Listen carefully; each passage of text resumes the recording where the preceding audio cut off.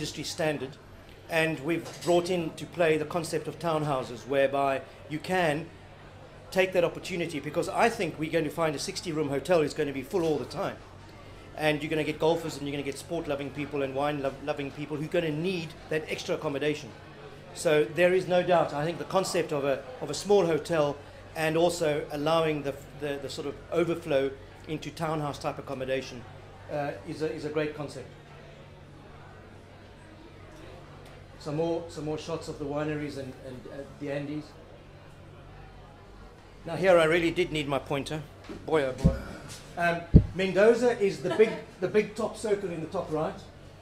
And as you come down, all the little things that look like bunches of grapes are in fact wineries. Now at the end of the show again, we'll leave this open and you can come and look at all the brand names. But our project, the Val de Uca, is this bottom section in this sort of quadrant here, which is, you can see the two main regions are in the north and in the south. And we're in the south because that's where the water is, and that's where all the newer vineyards are coming in. And I think I'll move on to a river slideshow I'll give you in a sec. But that's an important slide. It doesn't do justice because you can't read the names. But that's just to show you the actual physical quantity of wineries in the area. I'm going to leave lifestyle exclusively to Marguerite, but those are just, again, images really which are fun. These are, again, our images. These aren't that one's mine. Library shots. Yes. Without a doubt, yours. That's our stuff, honey. That's mine. So, thank you. Tom, won't you just run a few? I'm just going to show you some short videos that I took with my little camera on the water. ¿Cómo así? ¿Pero qué? ¿Dónde hace el remolino? ¿Es donde hay que tirar? Eri. Es un Eri.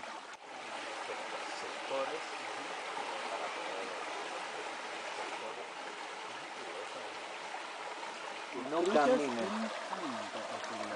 Cuando entran otra agua y en este If you have to Google Mendoza or do some research on Mendoza, people will tell you it's the desert and it's dry, and that's why grapes thrive there in the first place.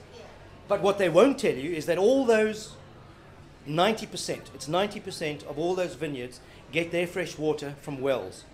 That means they sink wells to the big aquifer that lies at about 300 meters down. I know this quite well because our partner over there has got his own small winery, and he had to go down 270 meters to the aquifer, and then you get huge flow of water. You get 50,000 liters an hour of water under pressure coming from these aquifers, but it costs a fortune to go down there, and there's no guarantee. We have this. This is bubbling out of the ground as a river creek, and what we're going to do, we are going to canalize these river creeks, we're going to clean them up, and we're going to create, as an additional recreational facility, salmon and fly fishing. Fly fishing is massive in Patagonia. It's I a... told them they had to throw them back. Okay. We're going to tag them all, yeah. There are going to be loads of salmon with 10 things sticking out of their mouth, all full of tags. I've got lots more of those. Again, I'm not going to show them all to you now, just burbling water streams, but that's just, again, living proof that when you think of Mendoza and people give it the label, they give it the label as being a desert, and all the water that's there is brought up from the aquifer. We have our own water. We can use it for irrigation for the golf course. You saw on the master plan, Tom, there's going to be a big lake, which is going to be where the golf clubhouse is going to be. We're going to build, obviously, a golf driving range and a golf facility, as in terms of a golf school.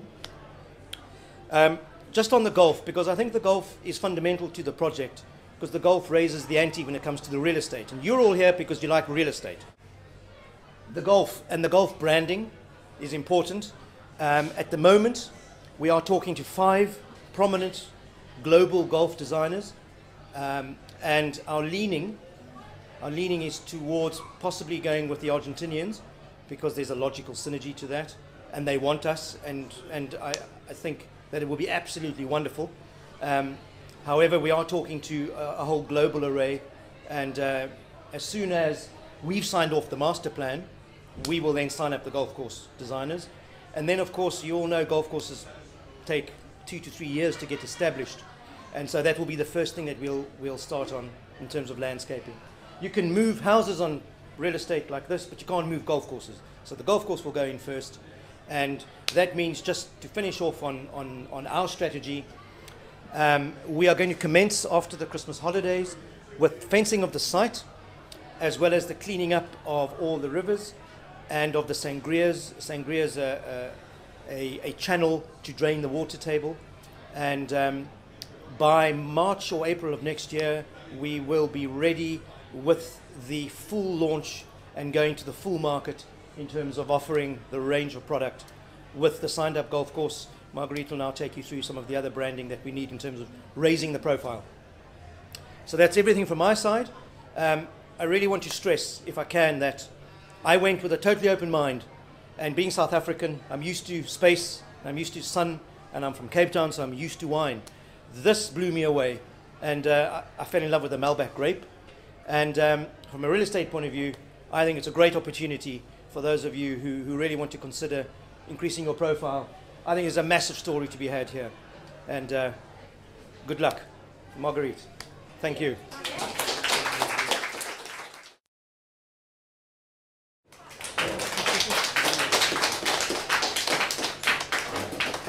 Don't believe any of it. Everybody hates lawyers. Okay, well, following Alan giving you all the juicy bits, I'm afraid you're going to be stuck with me for a bit. But I think it's important, at least didn't say, but I actually joined Ready2invest in April. So I've been there about coming up for 9 months or so. And actually, part of my remit is to manage all of the lawyers that we have around the world, but also go into the due diligence that's done before any deal is actually launched. Now, many of you here are already in Mendoza as a deal. And the purpose of me speaking today was really to let you all know, in some respects, why Mendoza is such a special deal and what has gone on behind the scenes that probably you're not aware of, but for me, make Mendoza a real standout development. So the first thing is actually the level of due diligence that was carried out on this particular project. As I say, I joined in April, and I believe the first due diligence had started back in probably December or November when you went out at that sort of time. So up to a year ago now. So when I came along, things had already happened. I picked it up at the point where an HVS feasibility study had been done, which is a costly exercise, but it's one that's really important because there's no point in doing a development if you don't know at the end that it's going to be attractive, it's going to be profitable, and actually it's going to be viable. Now, whether you've bought for retail or you've bought for investment, those are things that you would hope have been done behind the scenes, because what's the point in launching it if it's not going to happen? So that was done, we looked into that, it raised other questions, they were answered, and that was the first stage of the due diligence process.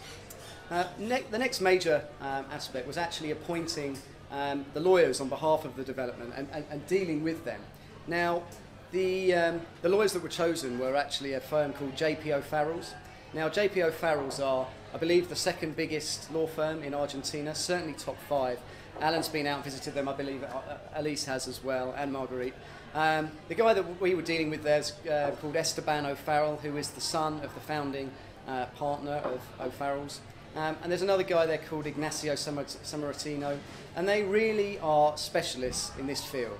And having people like that on the team was just invaluable to make sure that all bases were covered when we were negotiating with the sellers and also tying up all of the legal contracts.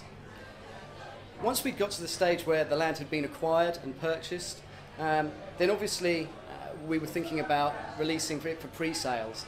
Now, from my point of view, I don't want to release a developer's contract out to investors if I think that investors are going to send it to their lawyers and their lawyers are then going to tear it apart for any reason. Now, the reason may be that it doesn't adequately protect buyers or that it's missed something fundamental. So to deal with that, we actually instructed a lawyer in Mendoza called Sebastian Menendez, who we said, look, could you actually look at this? We'll put your name forward as somebody who the buyers may wish to use. They can use who they want, but it would help if we had somebody who was familiar with this project and actually had got in at an early stage and had the opportunity to look through the contractual documentation. So Sebastian was sent this, the offer letter, and to be honest with you, the first draft, he tore it to bits, rewrote it, and it was from